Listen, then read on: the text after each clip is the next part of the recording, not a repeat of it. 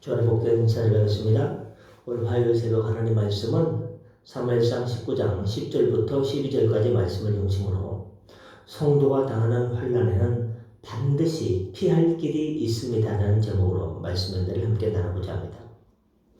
오늘 본문 10절을 보시면 다윗은 창을 던져 자기를 죽이려 하는 사울 앞에서 그 밤에 도피하매, 즉 그 밤에 피하였다라고 기록하고 있습니다.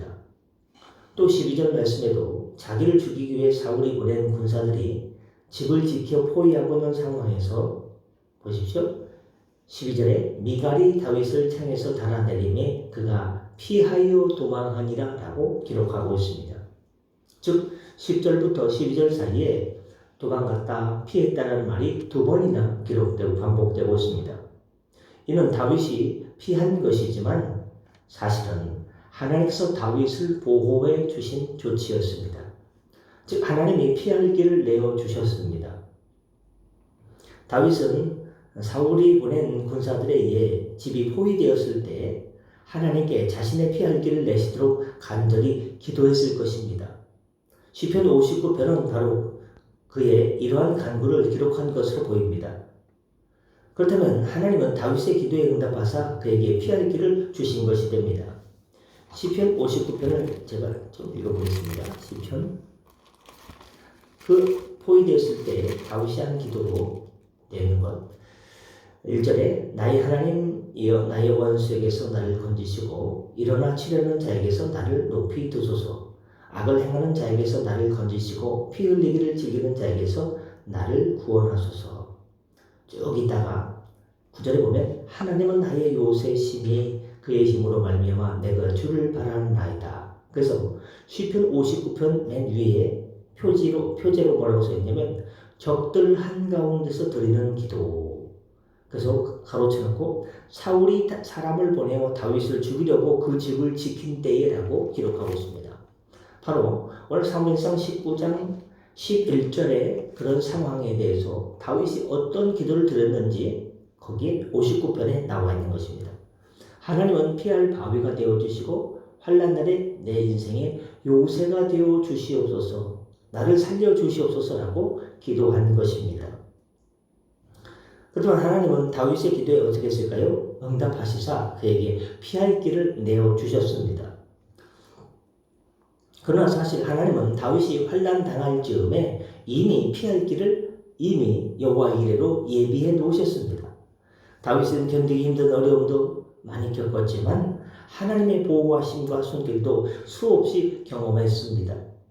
그런 이유로 다윗의 시들을 보면 하나님을 환난날에 내 인생의 피난처요 피할 바위시요 요새시요라고 묘사한 것이 참 많습니다.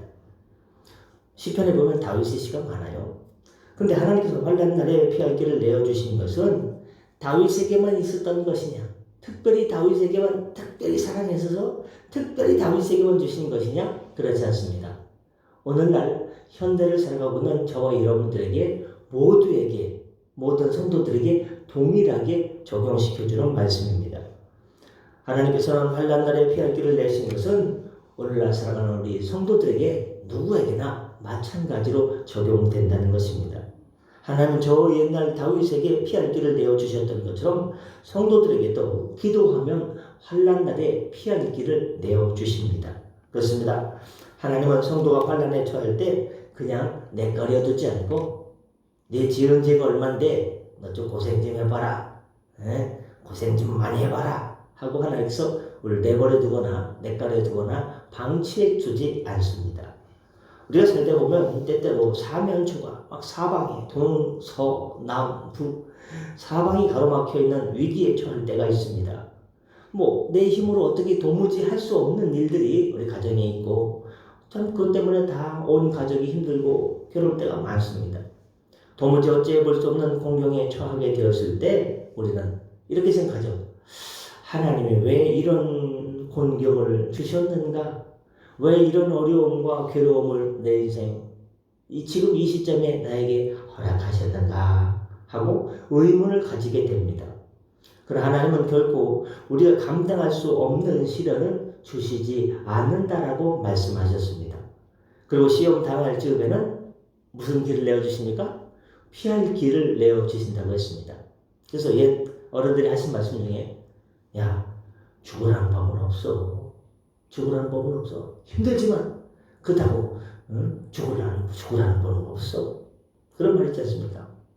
하나님 우리에게 감당할 수 있는 시험을 감당할 수 없는 시련을 주시지 않습니다. 또한 피할 길을 내어 주신다라고 기록했습니다. 이에 대해서 신약에서 예수님의 제자들, 사도들 가운데 수많은 시련을 당했던 누가 떠오릅니까? 사도 바울. 사도 바울은 많은 시험을 당했습니다. 40에 하나 감한 매를 3번인가 5번 맞기도 하고요. 강의 위협, 산의 위협, 도적의 위협, 강도의 위협, 많은 위협을 받지 않았습니까? 많은 시련을 겪고 난 다음에 사도 바울이 자신의 인생길, 지나온 인생길을 다 하고 돌아보면서 어떻게 고백합니까? 오 주님, 사람이 감당할 시험밖에는 너희에게 당한 것이 없나니 오직 하나님은 미쁘사 너희에게 감당하지 못한 시험당함을 허락하지 아니하시고 시험당할 즈음에 또한 피할 길을 내사 너희로 능히 감당케 하시느니라 라고 사도 바울이 고린도 교회 교인들에게 편지를 쓰면서 고린도전서 10장 13절에서 내가 겪어보니까 하나님께서 감당치 못할 시험을 허락한 적이 없어. 고린도 교인들이요 많이 힘드시죠? 힘내십시오. 하나님은 또한 시험 당할 즈음에 피할 길을 내어주십니다. 고린도 교회 성도님들 얼마나 힘듭니까? 힘을 내세요. 주님을 바라보시면 주님께서 넘어진 자리에서 일으켜주시고 피할 길도 분명히 주실 것이니까 믿음 생활에 흔들리지 말고 다시금 일어나세요 하고 편지를 쓴 것입니다. 그러므로 성도는 어려운 환난을 당할 때도 이는 내가 충분히 감당할 수 있는 시련이며 어디인가에는 지금 당장 눈앞에 보이진 않지만 어딘가에는 내가 우리 가족이 피할 길이 있다라고 성경 말씀을 믿어야 됩니다. 그래서 흔히 우리는 이런 말을 많이 들으셨을 겁니다. 동서남북 사방이 가로막혀 있을 때는 어디를 쳐다보라? 하늘을 쳐다보라. 위를 쳐다보라. 위는 열려있다. 위를 본다는 것은 앞뒤 좌우가 막혀 있을 때 위에 계신 하나님께 시선을 두고 하나님을 바라보며 하나님의 은혜와 공의를 구하라는 말이며 또 믿음의 눈으로 환경을 바라본다는 말이 되겠습니다. 그렇습니다.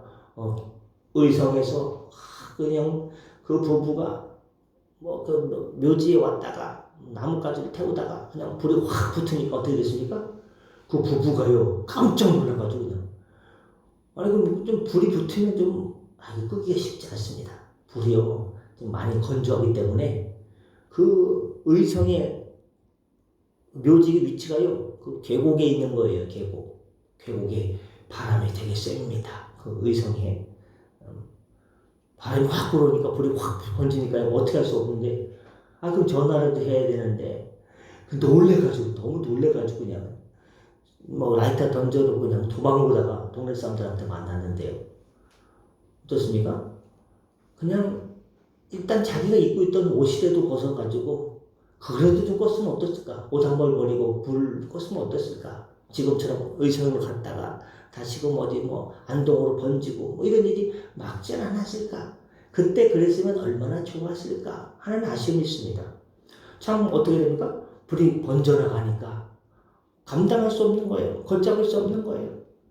우리가 살다 보면 걷잡을 수 없는 일들을 만날 때가 있습니다. 내 힘으로 어떤 게 해결이 안 될 때가 있습니다. 건강도 그렇고 관계도 그렇고 어떤 상황도 그렇고 애들 앞날도 그렇고 여러 가지가 있지 않습니까?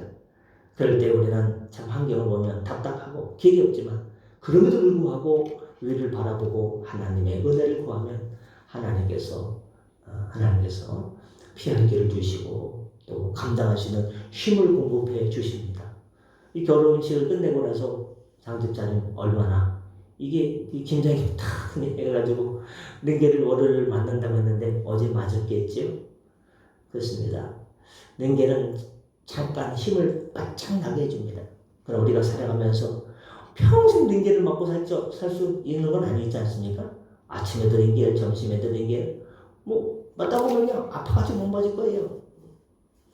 우리가 살아갈 소망은요 날마다 만나와 메추라기를 먹여주시고 구름 기둥과 불 기둥을 인도하여 주시고 어우로 양으로 도와주시고 실을 따라 때를 따라 공급해 주시는 하나님께서 힘을 주시고 주의 성령으로 여러분의 팔을 붙들어 주실 때 우리가 살아갈 수 있는 힘과 용기와 담력이 이 세상에서 있는 것이 아니라 나에게서 나오는 것이 아니라 하늘로부터 공급되는 것입니다. 말씀하시고자 합니다. 믿음의 눈으로 주위를 살펴보면 어딘가에 하나님께서 내신 길이 있다는 것을 발견할 수 있습니다. 그럼 그 길을 보려면 어떻게 되냐? 기도하면 주님께서 영안의 눈을 열어주셔서 소망 없는 곳에 소망 대신 예수님을 발견하게 하여 주셔서 주님과 동행하면서 그 어려운 문제를 나 혼자 짊어진 인생의 무게가 아니라 주님께서 대신 짊어주시고 나는 나만 따라와라. 내 십자가를 지고 나만 따라와라. 자기 십자가를 지고 자기를 부인하고 나만 따라오면 된다. 내 몽에 무거움을 어떻게 해요? 내 몽에는 쉽고 가볍다. 성경 말씀 듣지 않았느냐? 네, 주님하고 주님 따라가면 됩니다. 성도 여러분, 성도는 피할 길도 없이 환난에 처하는 법이 없습니다. 그러므로 성도는 사방에 우겨싸움을 당할 못한 환난에 처했을 때도 낙심에 빠져서는 안 됩니다. 넘어질 수 있습니다. 올 수 있습니다. 괴로울 수 있습니다. 그러나 오뚜기처럼 다시 오늘부터, 다시 지금부터, 다시 새롭게 새 마음을 주시고 새 영을 주시는 성령 하나님, 오늘도 새 마음을 기름 부어 주시고 새 영을 기름 부어 주셔서 어제의 하루가 아닌 오늘의 주 안에 새로운 하루, 주 안에 가슴 벅찬 하루, 주 안에 설레는 하루, 주 안에 희망찬 하루를 살 수 있게 주님 도와주시옵소서 할 때, 기도할 때 성령께서 기름 부어 주셔서 이 모든 일이 합력하여 선을 이루며 결국에 할렐루야 하나님께 영광 돌리는 복된 성도의 삶을 살게 될 줄 예수님의 이름으로 믿고 축원합니다. 기도하겠습니다. 하나님, 인생의 풍랑을 만났을 때에 어떻게 할까요? 주님께서 말씀을 통해서 우리에게 가르쳐주고 계십니다. 시편 68편 20절 하나님은 우리에게 구원의 하나님이시라. 사망에서 피함이 주 여호와께로 말미암거니와. 우리가 사망에서 죽을 것 같은 그 죽음의 자리에서 생명으로 갈 수 있는 비결이 뭐냐? 하나님께로부터 말미암는다는 것입니다. 복의 근원이신 하나님, 우리 인생들을 어려움에서 구원하여 주시고 죄에서 구원하여 주시고 하나님 은혜로 인도하여 주시옵소서. 하나님, 에베소서 3장 13절 말씀을 기억합니다. 그러므로 너희에게 구하노니 너희를 위한 나의 여러 환난에 대하여 낙심치 말라. 이는 너희의 영광이니라. 이를 통해서 주님께 가까이 가고 주님 말씀을 더욱더 찾고 하나님의 은혜를 간구할 때 하늘의 복이 우리에게 임해서 그것이 우리의 영광이 된다라고 말씀해 주고 있습니다. 모든 영광은 하나님께 돌립니다. 하나님의 영광의 광채의 빛이 우리에게도 비추어 주셔서 살아갈 소망을 허락하여 주옵소서. 하나님, 결혼식 끝나고 아직도 장이 풀리지 않는 장집사님, 피 묻은 예수님의 손으로 어루만져 주시사 장이 풀리게 하여 주시고 몸에 혈액순환이 되게 하여 주옵소서. 오늘도 식당으로, 주방으로, 또한 운전대로, 삶의 자리로 달려간 우리 교회 모든 성도님들에게 동일한 하나님의 은혜를 공급하여 주셔서 하나님, 머리끝 정수리부터 발바닥까지 근육과 신경과 모든 부분에 하나님의 활력이 있게 하여 주옵소서. 하나님의 생기를 불어넣어 주셔서 하나님 살아 움직이는 하나님의 군대, 만왕의 군대로 주 안에 승리하는 인생, 하나님께 영광 돌리는 인생 삼아 주옵소서. 감사하며 축복하며 예수님의 이름으로 기도드립니다. 아멘. 다 같이 새롭게 기도하시고 편하게 들어가시겠습니다.